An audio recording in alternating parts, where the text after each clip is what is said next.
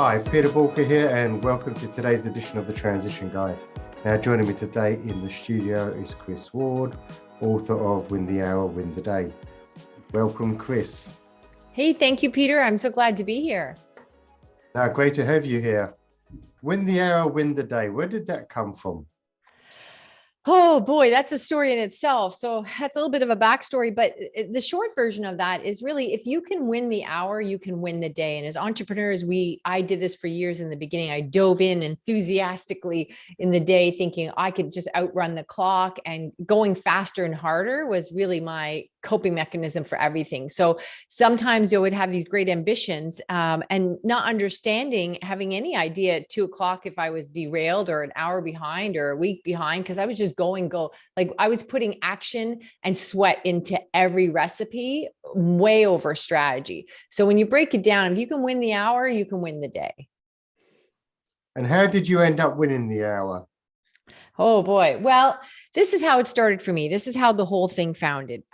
So I started out as a marketing strategist, 12 plus years ago. And like so many entrepreneurs, the first, at least for me, at least 2 years, I worked insane hours. Like I went 2 years without sleep. And I always sat down nicely by the people that were around me, cheering me on, supporting me so much with my new business, that I was starting to lose some of my charm year 2 without having slept. So I was like, oh, okay, this isn't a long-term plan. So moving the story forward really quickly, I really went from working 16 hours a day down to 6. Now that didn't happen overnight. It's a whole story in itself, but let me move forward with this. And so what happened was, oh my gosh, it was game changer. I couldn't believe how much I was getting in my own way. I couldn't believe how much more effective, productive, how much more money I made in less time, all this stuff, when I was able to effectively, efficiently move to that transition of down to 6 hours. But here's the thing. Luckily, I did that because it was a couple of years after that my husband had been diagnosed with colon cancer. And I had been pulled away from the business for about 2 years. And my existing clients had no idea of my absence at all, nor did the local business community. Nobody knew. It was not how we navigated his journey. We were very positive in nature. So when that came out, it was a real shock to everyone. And my existing clients started to come to me under confusion and respect for the fragility of life. And they said, like, I don't know how we didn't know you were away. And if you could manage that, maybe you could get me to my kids' soccer games. So maybe I could stop working all those Sundays. And so I started to work with them, and we had amazing results. And I realized so many of the people that I work with, and you guys are out there, you know who you are, you're the last one when your family goes to bed trying to get one more email done, and you get up earlier and earlier. As my husband used to say, I was always stealing from sleep. So I thought, how could I help more people have a business that supports their life instead of consuming it? And that's how the book evolved, and everything from that, our coaching and our winner's circle, etc. Now, I take it that moving from 16 hours to 6 hours, that involved hiring a team.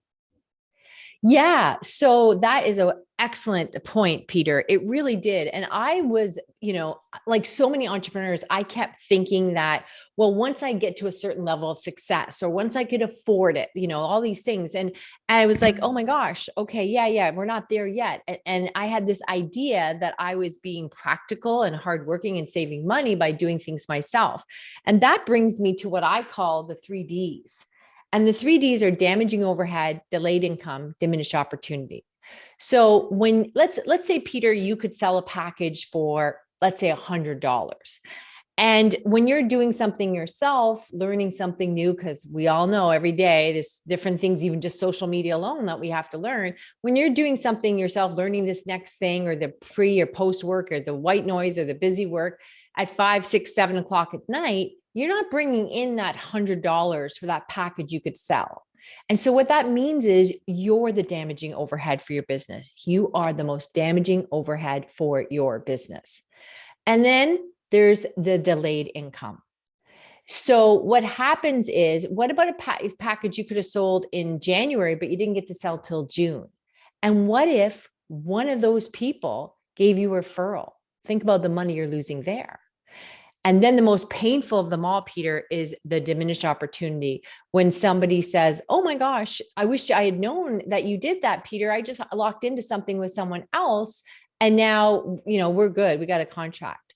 So the 3Ds were really crushing my business and making me work all these crazy hours and really affecting my income. And that's when I understood I needed to start building a team. Yeah, that's interesting, because people love the romance of building a team, and very often they'll hire people because either they'll do it out of habit because they hired people in their previous corporate career, or they hire people to do jobs but get totally exasperated by managing teams and absolutely then hate the entire process and actually find themselves working more hours, not less hours, because they're managing a team, or they think they're managing a team that isn't doing what they are paying them to do. And then they're compensating by doing it themselves when they're robbing sleep to get the stuff done that isn't getting done. How do you overcome that?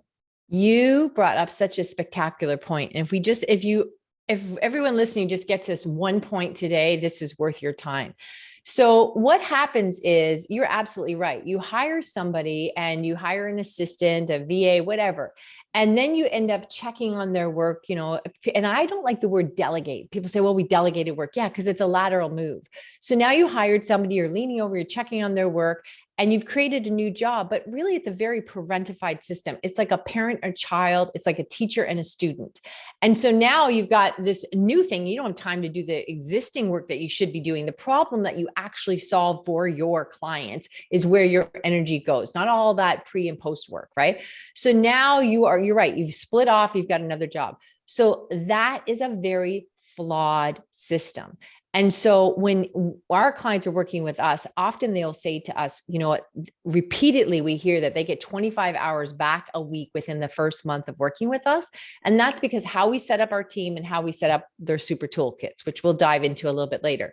But the win team, what is next team, is so you can get to what is next.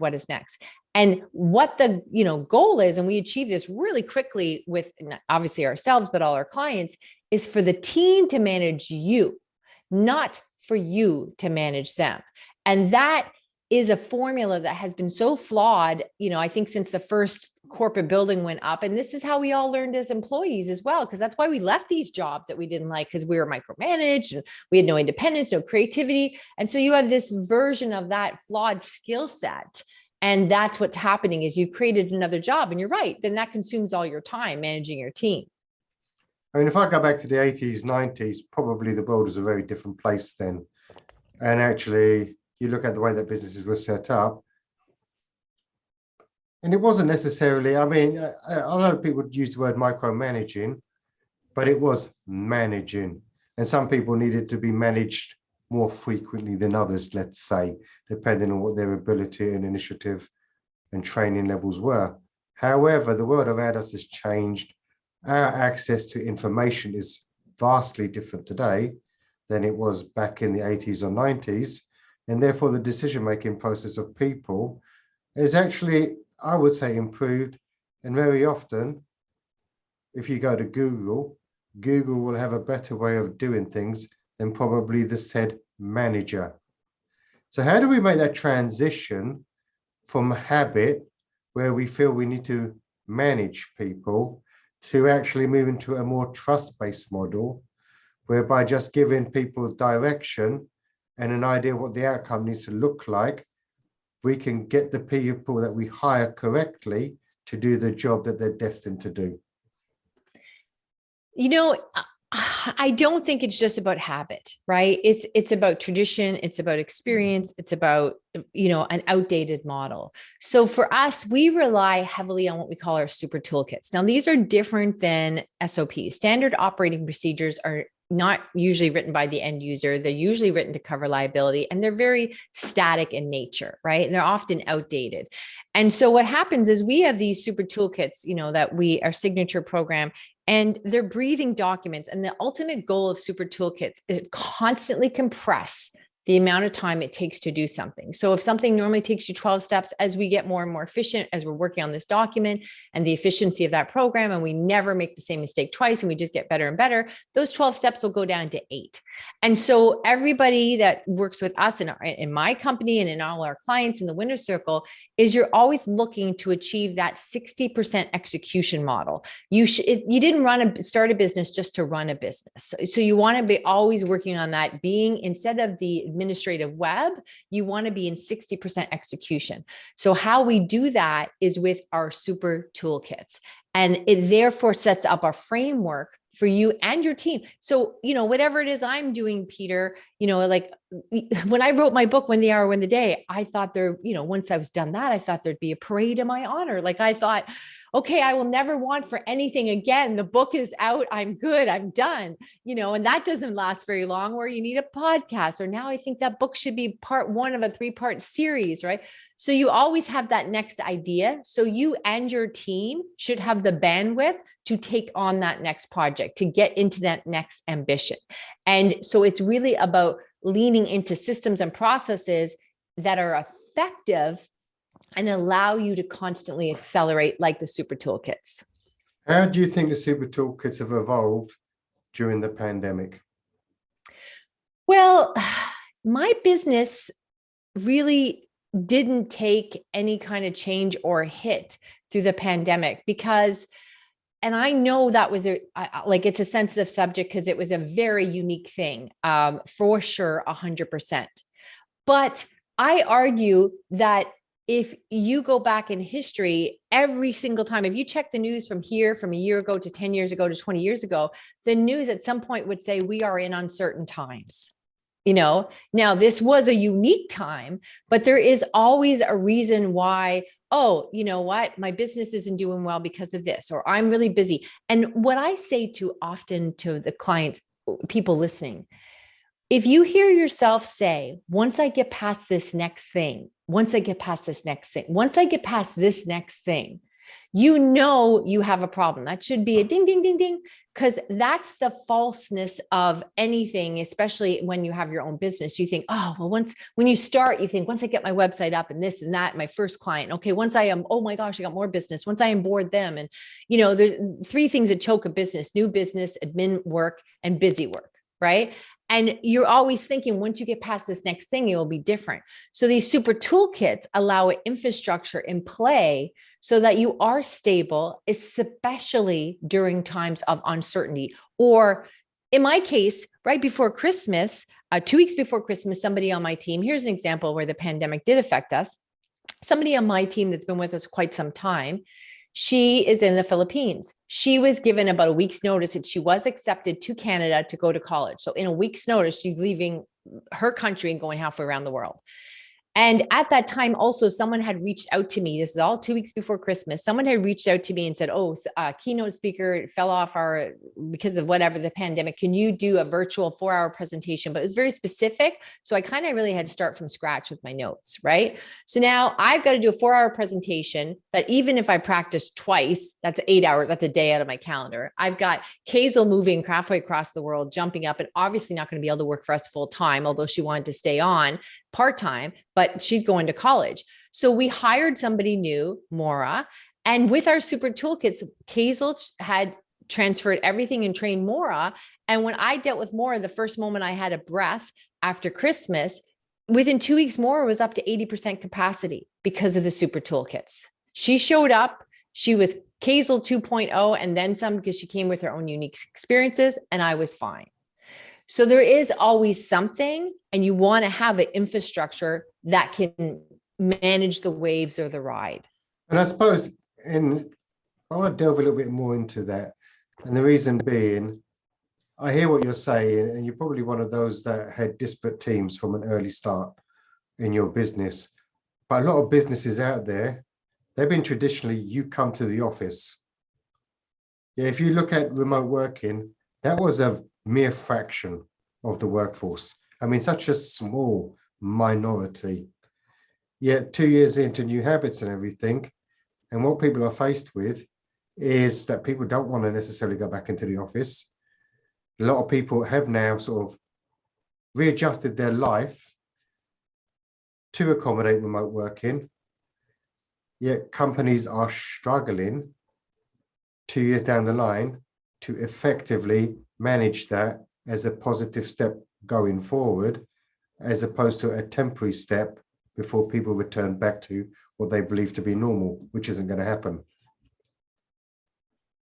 So I guess for me, I remember when this was first coming to light, and I had said on podcasts, I believe this will forever change the infrastructure of business. That this to me was like when, during the war, that the soldiers came back and the women were like, I don't think so. I got a job and I'm quite okay with it. And I said, this is like that. There's going to be this kind of movement. So yes, I've always been virtual. That is for sure. But I certainly didn't start with a team. I grinded it out like nobody could the first 2 years, wearing that beautiful badge of honor, thinking hard work is the answer to everything. I remember saying to my mom one day, who knew that I'd have to learn not to work so hard? This is crazy. Now, for me, the first person I hired, the first outsourcer, what was happening was at that time, this was like over 12 years ago, I was still going into offices, even though I went virtual long before anybody else. I was still going into offices, having meetings about marketing. So I'm sitting there, I'm making notes, do all this other stuff. I would get back to my office. I would promise, hand to God, that I'm going to put these notes right in the computer. Now, if I was lucky, I got them in that Friday. But most of the time I didn't get them into the next Friday afternoon, and it weighed on me and the stress. And then sometimes they would call and ask questions, and my notes are meant for 20 minutes, not 2 weeks. And a couple of times I undercut my own pricing because I was nervous that they're on the phone. I don't have this laid out properly. And, or my biggest fear was, what if I misquoted them and I swindled? They looked like they thought I was swindling them when that wasn't the case. I just had bad notes. So which person did I want to be? Right. So I said, this cannot be. So I found a transcriptionist. And some weeks I needed her for a lot. And what I would do is I would leave the meeting, go to my car, just talk into my phone, some notes, and send her an audio thing off my bare bone notes. And it would be done. It would take me 30 seconds. It was done. She'd put it in the computer and within the next 24 hours. Now, the weeks that I needed her a lot, like for 4 or 5 hours of meetings, it cost me like $12 because she only did transcriptions and she had like 10 clients and she was super crazy fast. And I don't understand why you'd want to do this, but this is what her zone of genius was and all she wanted to do. And the weeks that I didn't need her, I didn't pay. So $12 got me all of Friday afternoon back, saved me money that I didn't screw up in pricing, took stress off my plate. And now you don't even need that because there's so many softwares out that do this, right?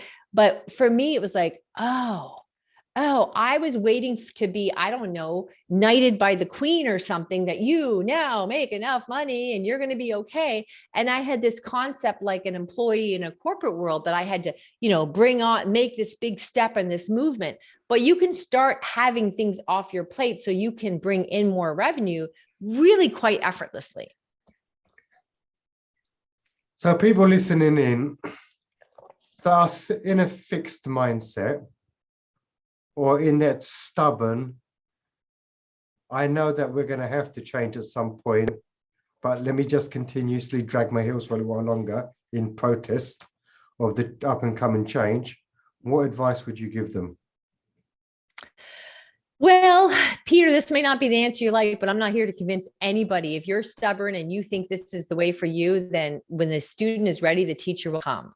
What I will tell you, though, is I thought in a noble way that I couldn't be doing more for my business or my family, that getting up earlier and earlier and staying later and later was the best thing. I was giving sweat, blood, tears, working when I was sick. I would do anything. And I thought, you cannot be more invested or committed than I am to my business. How could this be a negative thing?